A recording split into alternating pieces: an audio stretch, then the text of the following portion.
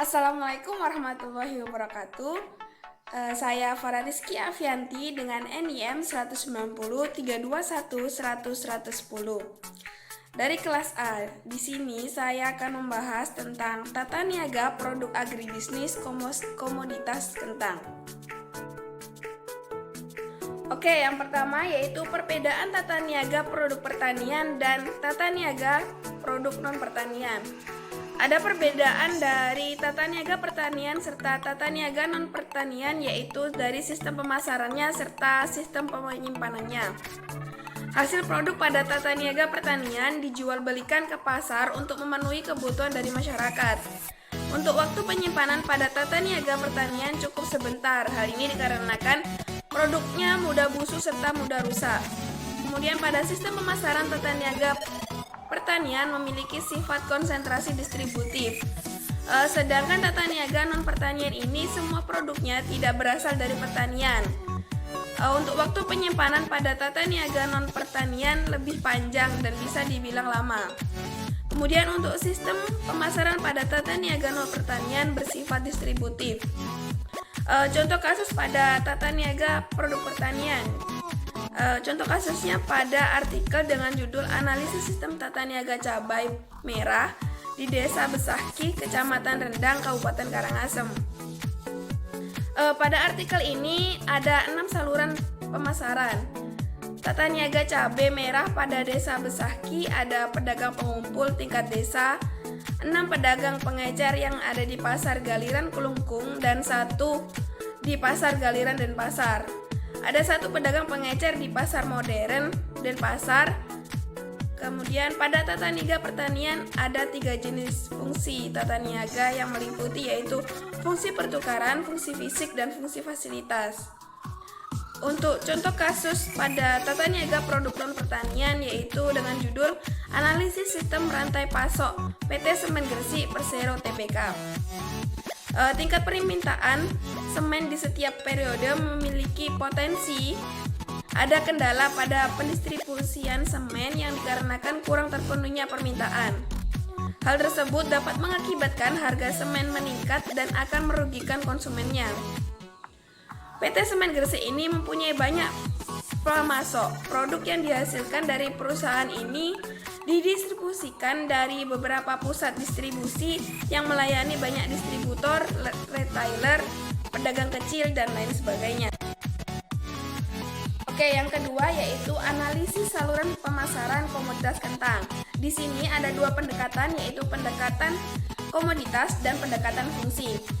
Untuk analisis saluran pemasaran komoditas kentang berdasarkan pendekatan komoditas di Lamongan, yaitu komoditas kentang bukan merupakan komoditas unggulan di Lamongan. Meskipun kentang bukan merupakan komoditas unggulan di Lamongan, namun masih ada beberapa petani yang menanam kentang. Beberapa petani juga banyak yang menanam kentang dengan jenis yang memiliki ukuran lebih kecil. Kemudian untuk analisis saluran pemasaran komoditas kentang berdasarkan pendekatan fungsi. Pada Pasar Sendang Rejo yang ada di Kabupaten Lamongan ada beberapa pedagang melakukan fungsi pertukaran dengan melakukan pembelian dan penjualan dengan memasok kentang dari daerah lain. Fungsi fisik yang dilakukan pedagang tersebut adalah mengambil kentang 2 hari sekali dengan menggunakan alat transportasi pick up. Untuk fungsi fasilitas yang dilakukan oleh pedagang yaitu memilih-milih kentang yang memiliki kualitas yang baik. Maka pada saat sampai di pasar kentang dalam kondisi baik. Dari analisis pendekatan tersebut dapat diketahui bahwa saluran pemasaran komoditas kentang yang ada di Lamongan ada 3, yaitu saluran pemasaran 1, petani ke pedagang pengecer, lalu ke konsumen. Untuk saluran pemasaran kedua yaitu petani ke pengumpul, lalu ke pedagang besar, dan terakhir ke konsumen. Saluran pemasaran ketiga yaitu petani ke pengumpul, ke pedagang besar, ke pedagang pengecer, lalu ke konsumen. Selanjutnya yaitu analisis struktur pasar. Pada analisis ini menggunakan perhitungan IHH (Indeks Hirschman-Herfindahl) agar dapat mengetahui derajat konsentrasi pembeli pada sebuah wilayah pasar, maka dapat diketahui gambaran umum imbangan kekuatan posisi tawar penjual dan pembeli. Dari perhitungan di atas diketahui bahwa nilai dari IHH sebesar 0,389. Dari hasil tersebut, maka struktur pasar mengarah pada pasar oligopoli.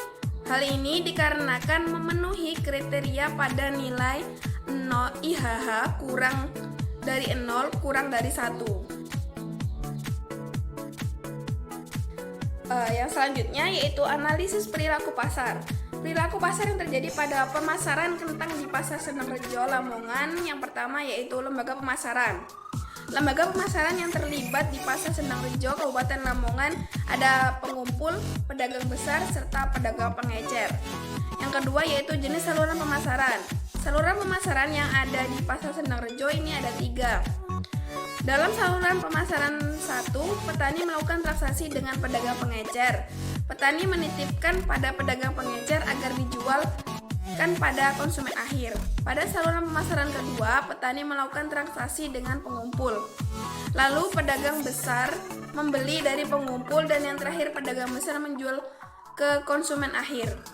Pada saluran pemasaran ketiga, beberapa petani menjual kentang ke pengumpul, lalu pedagang besar mengambil dari pengumpul. Selanjutnya, pedagang pengecer mengambil dari pedagang besar, dan pedagang pengecer menjualkan ke konsumen akhir. Yang ketiga yaitu fungsi lembaga pemasaran. Fungsi pertukaran dengan penjualan pembelian yang dilakukan paling sedikit 2 kali selama kegiatan pemasaran. Fungsi fisik yang dilakukan pedagang besar yaitu mengambil kentang 2 hari sekali dengan pengangkutan menggunakan pick up. Biaya pengangkutan sekitar 500 per kilogram. Fungsi fasilitas dengan memilih kualitas kentang yang baik. Biaya penyusutan yang diterima pedagang rata-rata sekitar 400 per kilogram. Yang keempat yaitu kebijakan penentu harga. Harga yang digunakan adalah harga yang ditentukan dari saran petani serta markup pada biaya produksi. Namun pengumpul melakukan tawar-menawar terlebih dahulu sampai menemukan harga yang adil di petani serta pengumpul. Pengumpul melakukan pembayaran secara tunai.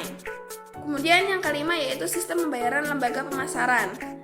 Sistem pembayaran dilakukan sesudah transaksi secara langsung atau tunai dari pedagang besar dengan pengumpul. Untuk pedagang pengecer ini dijual dulu baru membayar dengan membagi keuntungan, atau dijual terlebih dahulu 1 hari kemudian baru dibayar.